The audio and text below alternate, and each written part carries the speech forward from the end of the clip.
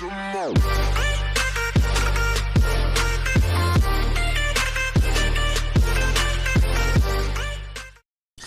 guys, what's going on? This is John Bass, and I'm here to reel you into another general discussion and kind of breaching into speculation video.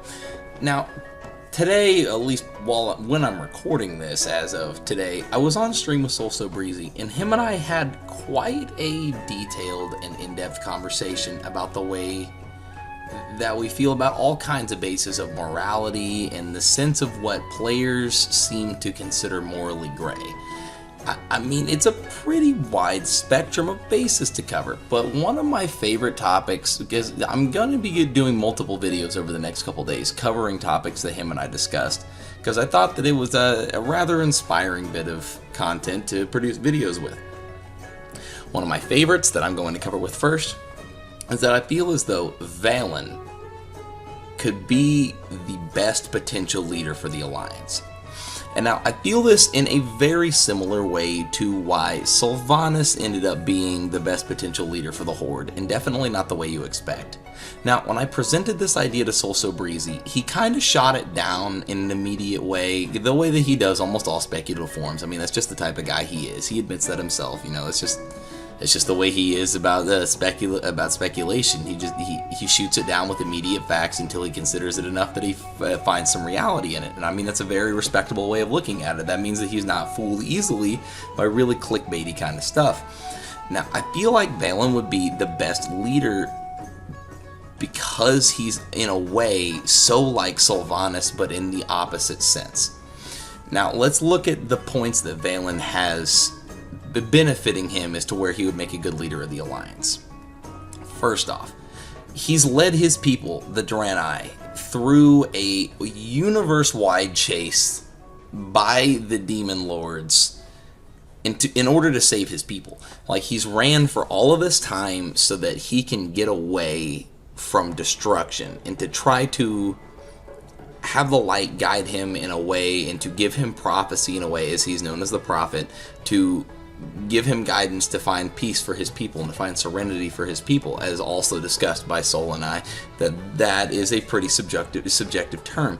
It seems as though the light itself and the peace that it caused may even be a way that it is using to force the doubt out of your mind and allowing the light to eventually manipulate you into being kind of a zealot to them. But that's not the point I'm getting at. As soon as I presented this idea to Soul, the first thing he had to shoot it down was Valen seems more like a religious leader versus a political leader, and seems more like a religious leader instead of a king, especially when you look at the prospects and the aspects of the way that the Alliance functions. Okay, so what is one of the first things a Stormwind Guard says to you when you click on it? Light be with you. Okay? Anduin is a priest training under Valen, and you mean to tell me that they're already not being led in a form of religious basis? Like, it seems like the Alliance is already being led religiously, and that it seems almost more like a theocracy instead of a democracy. I mean, not only the fact that it's set kind of down to a family-based dynasty all the way from King Anduin Lane a long time ago during the Second War, because after Thor's Trollbane was assassinated by his son, that mantle of the king of the Alliance of Lordaeron, or the leader of the Alliance of Lordaeron, was passed on to Anduin Lane, who then continued it down through his family bloodline. If they were to break that bloodline, in the same way that the Horde broke their kind of dynasty ship that they were running with, like a necessity for orc leaders because the orcish Horde and the strength and honor and all those other orc things that they try to instill into their idealism. Maybe Valen's not so much different than the other Alliance leaders.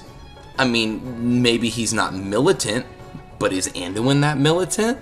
Is it that far off to believe that Valen, with all of his years of experience and how long he's led an entire race of people and led them through destruction and even in the worst form of torture, brought them through this issue? Why couldn't he lead the Alliance through an issue like a war with the Horde? Why would they entrust that to a child just simply because of the whole dynasty concept, because of the bloodline concept, and because his father was the king, that earns him the right to be king. Why not give it to the person who deserves it most, or can handle it the most? I feel as though another point that Soul brought up to me when I gave him this topic idea is that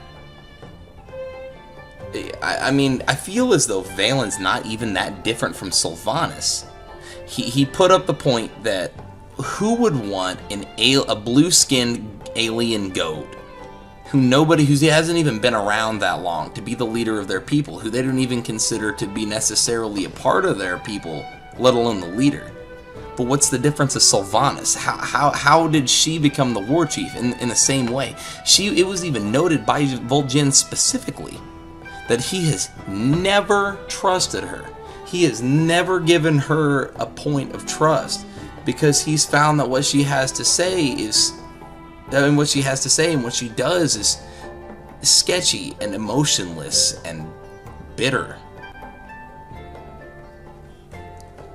I feel as though Valen and Sylvanas, both in the same way, one for the light and one for the point of necromancy, could be the ultimate leaders of the Alliance and the Horde, and allow them to butt heads in such a way that it could almost solve this conflict of the war between the Horde and Alliance.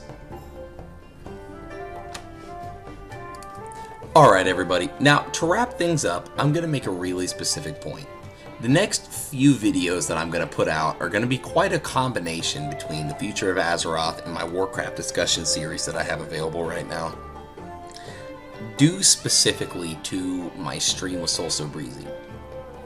He's helped me realize that there's no need to separate my content if it all flows the way that it does. And you know what? I feel like it's all flowing really well. Be sure to leave your feedback on how you feel about my unedited free talk discussion content down below. My name's John Base, and as always, like this video if you like it, subscribe and hit that notification bell if you support what I'm all about, and most important of all, leave a comment down below with all your thoughts and opinions on what I have to say. Community is everything to me, guys. And as always, good luck and be safe.